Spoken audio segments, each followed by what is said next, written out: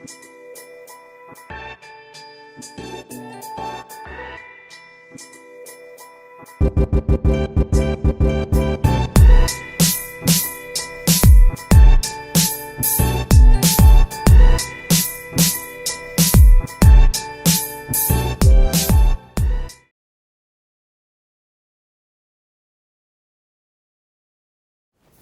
were we just talking about?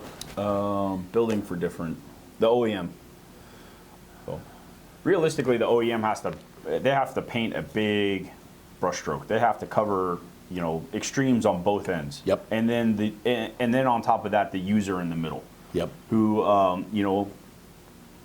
to bring it on kind of a personal story, is I have an O1 Power Stroke.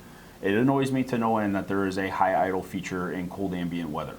You live in the Pacific Northwest, inland Northwest, not Pacific, and very sensitive. Very sensitive to that.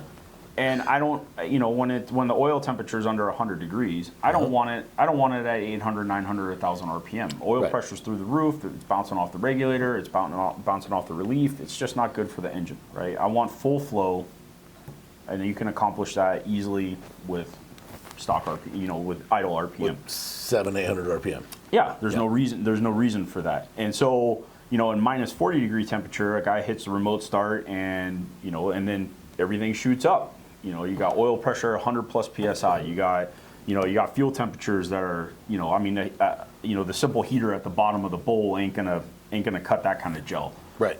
So you're pumping water emulsified or emulsified fuels. With alcohols in it and all these bad things that are just, so the OEM accounts for all that. Well, the more of a specialty you get into, the more that paintbrush needs to narrow. So you make something specialty for you. Yeah. For your application. I can tell you that a lot of sled pullers are filled blocks, filled cylinder heads. A lot of drag racers run cooled heads. Different. You need to account for different things. Piston design is also one of those things. Piston to wall clearances need to be specific to engines that don't transfer water through a cooled cylinder. Yeah. Right? So you gotta take what you're doing and build a specific engine to that. The OEM's got to build a big picture. You can build a narrow one in your build, and kind of take what you want to do and make it your own specialty engine. Right. And piston design is definitely part of that. And we're not picking on GM because this piston gas tested, and if you leave it alone in its factory application, people don't break these. It works. It does what it's supposed to do. Yeah. But everybody that's going to watch this video is a bit psycho and doesn't really want to drive anything stock. So it's big tune, big injectors, big turbo, broken pistons. Yeah. And then these things. So you can obviously buy a Diamond brand Duramax piston. Yep. But again, no steel ringlands, not going to be a good long-term application on the street.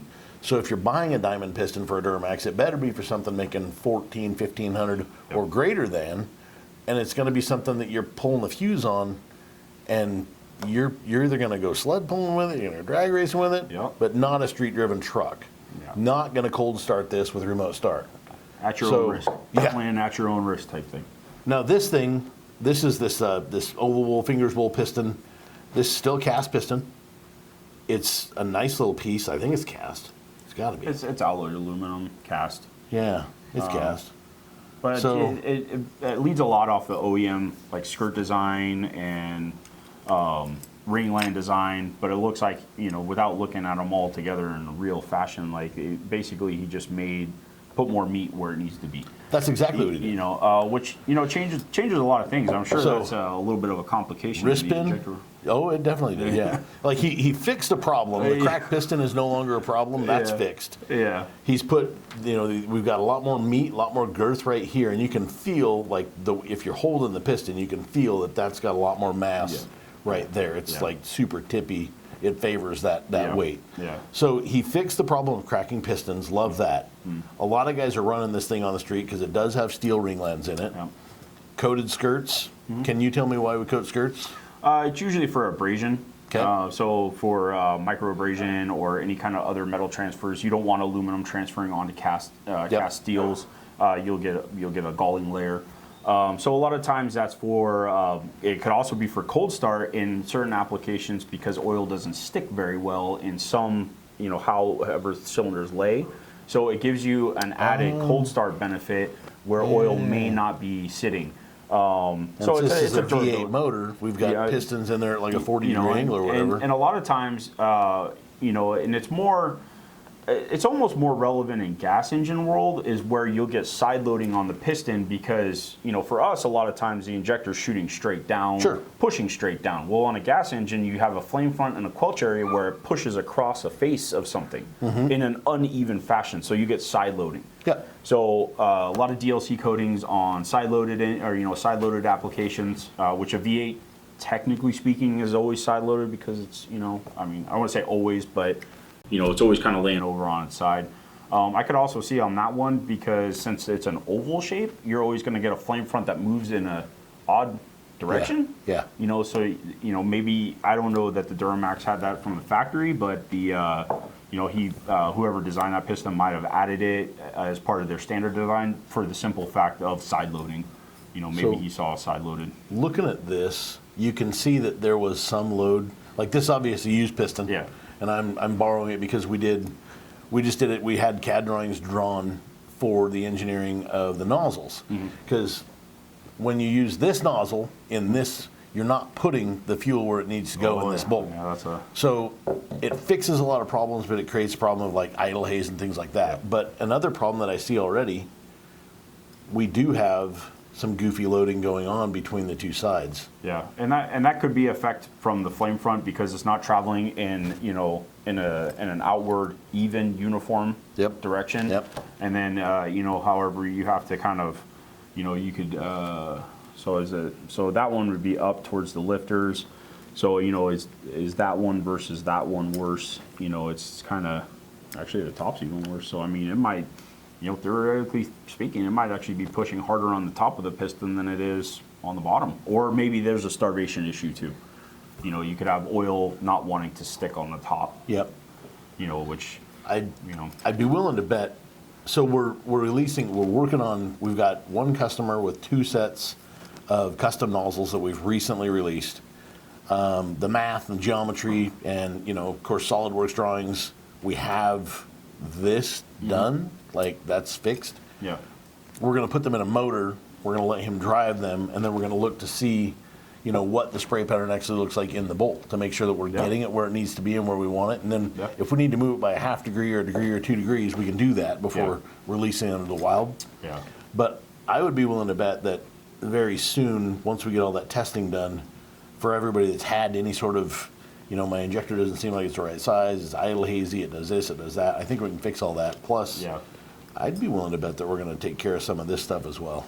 Yeah, and it could be down to skirt loading. Like I haven't really dissected Duramax to 1,000% know, the architecture on the inside. If you could run an elongated skirt like you see on the Cummins pistons, or you could run a little bit different, oil control shape, so that way, like if you look right in here, you'll see.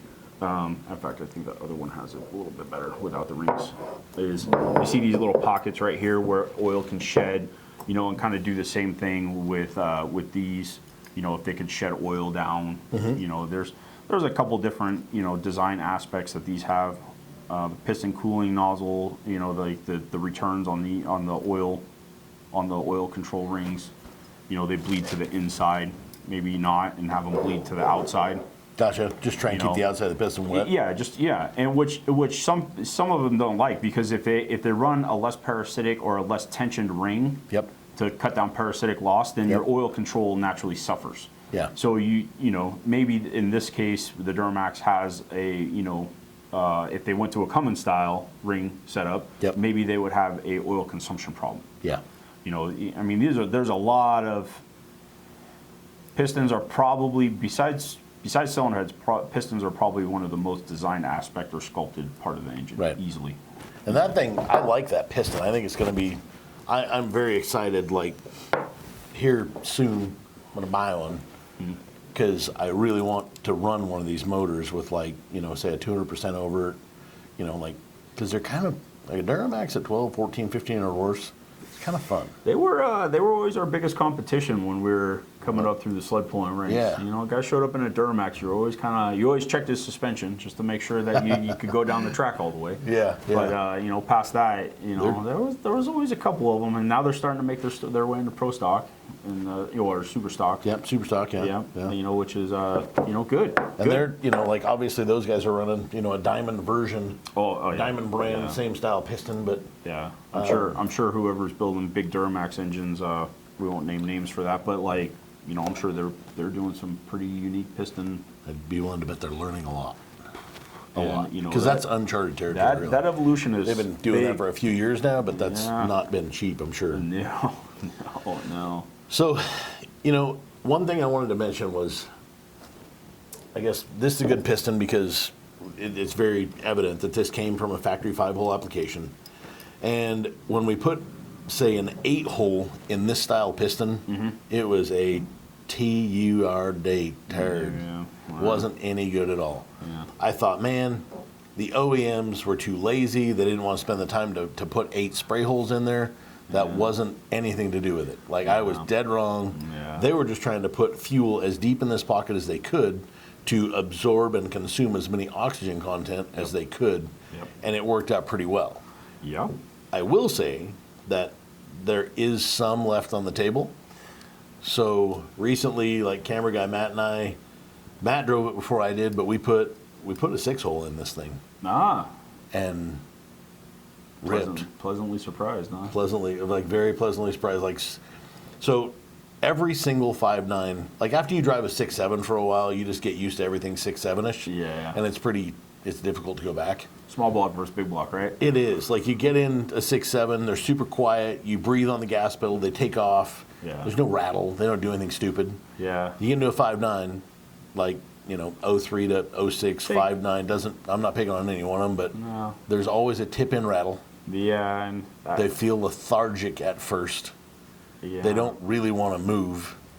And then and driving them down the road, they're noisy.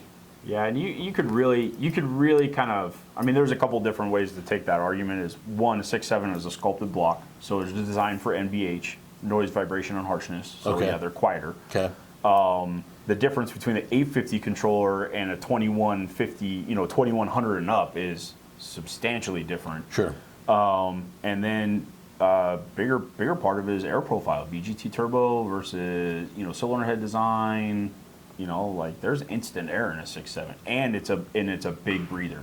You know, it's a big square. You know, it's a big piston. It's a big bowl, got it good will move, flow. You know, anybody who's taken VGT turbos off of those and put fixed geometries, you know, knows that you can run a big charger with next to no lag if you do your numbers right. You know, so it's a. I'm super. The truck's gone. Unfortunately, that truck lived in Seattle. So I drove that truck from like Central Washington to here, and by the time I got back, I was like, man, I'm so glad. Oh wait, I've got another 5.9 Conrail. And the next day, Matt pulled the injectors out of it. You had the injectors out and back in the same day, though, right? So we built another set of 6 holes here. Matt threw those things in. I was gone. I called the shop. Oh no, they're on a test drive right now. So I called Matt, and he's like, dude, I think this thing's quieter than 19. And I'm like, yeah, okay, anyways, I'll see you in a few minutes. I'll be back, like, catch you guys in a bit. And they were kind of rolling in the parking lot. Same time I rolled in the parking lot. I jumped in the truck, drove it, and bear in mind, I just got out of my 19. Yeah. So I jumped into this 5.9, and the day before, like, almost pulled over to cut, like, the carotid artery, so I didn't have to suffer the rest of the way home. And then I got in that truck, the very same truck the next day with just a change out of injectors. And that recipe was our 90s, and this is a stock transmission truck, 100,000 miles, so mind blown. Mind blown how good it ran, how quiet it was, how everything, it was great. Drove for a few days, got some fuel economy tests out of it. That nozzle improved over the factory 5-hole VCO, but 0 rattle, 0 anything. It was amazing. And then to send it home, we put a smaller set of injectors in it because stock tranny. Yeah. And we put a set of 50s in it. I drove it again for a few more days, drove it that weekend, enjoyed it a lot. It didn't have near the giddy up. Like when you stood on it, like I almost got pulled over. Zero smoke. Like it looked like it had DPF smoke on it. Yeah. Like it literally had zero smoke. So I came around a corner, I drove to Mexico, and I turned a corner, and I stood on the gas pedal. And since I was in Mexico, the back tires, they lost traction. Yeah, not good roads out there. Yeah, yeah. And when they lost traction, I didn't realize it, but the dude right behind me was a sheriff. Sheriff, because I was in Mexico. Yeah. Policia. And the truck made noise, and the tire, spun, did its thing. Yeah. And then I looked in the rearview mirror, and he was like staring. And I know he was thinking, I heard noise, but there's zero smoke. Like that thing did not whisper smoke, so I'm going to leave this guy alone. Like there was, the road wasn't high quality. It was in Mexico. Yeah. So the road being low quality and traction wasn't good. Yeah, but zero smoke. Like it just went. I was so impressed. So it felt like a 6.7. So that's taking the OEM big picture and then narrowing it down to optimize everything. So the injector is now optimized to the piston. So that's taking a big OEM picture, making it narrow. Yeah. And that's the technology or the ability that you have with the tools now. Yeah. And so to start off the build, you could have changed the piston design, but who would do that on a stock truck? I'm not ripping the engine out just to change pistons every time I want to. Why not meet the road halfway? The injectors are removable. Yeah. Build the proper set to optimize. Now, if you were to put that on the dyno, do you think? I mean, you probably gain horsepower under the curve, but overall. Well, that's a good question. And since we were working with a company 2 years, finally lost my noodle, canceled order for the second time, and I ordered a dyno from Dyno. So it's going to be 4 Eddy brakes. And it's got gearboxes on it, some sort of tripod thing. Oh wow! So I picture it looking almost like a drop box. Yeah. That's going to attach those eddies, and then that bolts up to our hubs. Wow! So it's actually a hub. Yeah, hub dyno. Hub dyno, rated like 5,000 horsepower. Yeah, there we go. So there we go. That's going to be like 10, 12 weeks out, and I'm going to get that truck back. We're going to bring it back over here. Because again, I want to give him everything his transmission can handle. Yeah. I just don't want to kill his tranny. Sure. Yeah, so you want to solve the truck's coming back. There will be a future video of us dynoing that truck. Yeah, that's the cool part is like again, you take that OEM big picture, you made you broaden that picture and make a super drivable truck. Yeah, and I'm assuming that was stock tuning. It was. We first had a Smarty Junior in it, and then we pulled that out, and I left no tuning in it because it's still. With Smarty and old style 50s, it was rattly. Yeah. And the throttle response wasn't awesome. It was better than it was stock, but it wasn't awesome. Yeah. So then we put the 6 holes in it, and all the rattle was gone.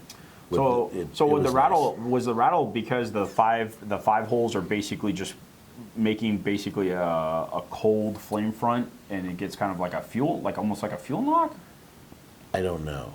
Okay. All I can say is, when I look at this, I think, okay, I know what they were up to. They were trying to consume as much oxygen as they could. Yep. And with doing dyno testing with 6 holes now, on 2 different engine dynos, the 6 hole seems to be the superpower over a 5 hole. So it's just better atomization. So you're talking same total fuel moved, just in 6 holes rather than 5. So rather than 5, the 6 seems to be the dominant one on 2 different engine dynos so far. Okay, so you could postulate that you're creating a more efficient flame front that's keeping heat up across the whole piston face. Instead of it being broken up into such large chunks, we're just cutting those little pieces of pie into smaller pieces. So you take this 8 hole or this 8 hole stock, and you can see that they barely cut flame fronts in it. Yeah, barely. You look at the 5 hole, and they punch them. Yeah, punch so them. you could argue that was burning better. I think the 6 hole's burning better. Yes, comparatively to and then 8's too much. So you found the the sweet spot, so to speak. I think. Well, you know, there's always that always goes back to like what I entered this with, which is an OEM's going to build something, the gas test, it starts making money, and they're done. Like they're moving on. Like this thing's, they're still making those parts, they're still making money, it's still certified, and it's up to us to like get all these 6-hole stuff recertified once we find the recipes. Yeah. So that new dyno does have all the gas testing equipment, so we'll be able to get all that going too. Nice. Super stoked. Yeah, that's all. Flood people with data, I love it. The motor that you're going to be putting together, Matt, for the Baja truck, that's got this style piston in it, right? Yep. So we did, again, I like this piston because it is durable. Yeah. And we're going to put 6 holes in this very, very soon. Super excited about that. The idea was 6.7 crank, 5.9 head. So now you could talk to Diamond and basically ask them if they can make a skeletized version of that piston. What's that? Skeletized versions of pistons are basically, so if you look at that Duramax piston versus the Diamond, or grab the one with the skirt on it. We're not looking so much at the bowl design, but you see how there's strategic material removed for either access of rings or, you know, just different aspects. So it basically makes a lighter piston. Yep. So when you're transitioning RPM, so you're going from idle to 1500, 1500 to 3000. Yep. You know, you're trying to move a mass. Yes. So if you take, like in this case, you could argue it for drag racing or Baja or something like that, where RPMs are variable. Oh yeah. I would say not so much drag racing because you're kind of in a fixed range. With sled pulling, you're at a fixed RPM most of the time, so it doesn't. You don't care if that piston weighs 100 pounds. Yeah. It's still moving. In fact, there was a lot of, and I don't know if they still do. They used to add weight to sled puller crankshafts to keep the inertia going. Yep. So you get a skeletized piston for a Baja truck, and basically you're trying to transition RPM, or your transitional response would be much faster because you're trying to accelerate a smaller mass faster. Got it. So if you've ever seen like a top fuel piston, it's barely a piston. Right. You know, and in the OEM world, in the larger applications, there is a version of piston that's like that. It has a steel crown, and then it's basically just the top, just the top half. Okay. And then the ring, the pin bore comes down on the inside, and then you put an aluminum sleeve around it, and then put your pin through those 4 bores. Yeah. And it basically, you have a steel crown with a aluminum skirt. Sure. Yeah. You know, it is usually meant for higher duty cycle engines, which live, so higher duty cycle being it lives at a little bit higher RPM and expected to produce more power at that higher RPM in its lifespan. Yeah. Short lifespan. Yeah, they do. They have a legitimate lifespan, and so so they dissipate heat real well. Because the biggest place that I see them in the OEM is like you could almost say like any truck that runs a PTO on an exclusive basis, where they're not making a whole lot of power, but they're living at higher RPM to turn your wet kit or got it. Yeah, case like that. So the crown is steel, so that way it can dissipate heat under low boost, low air profile situations. Yep.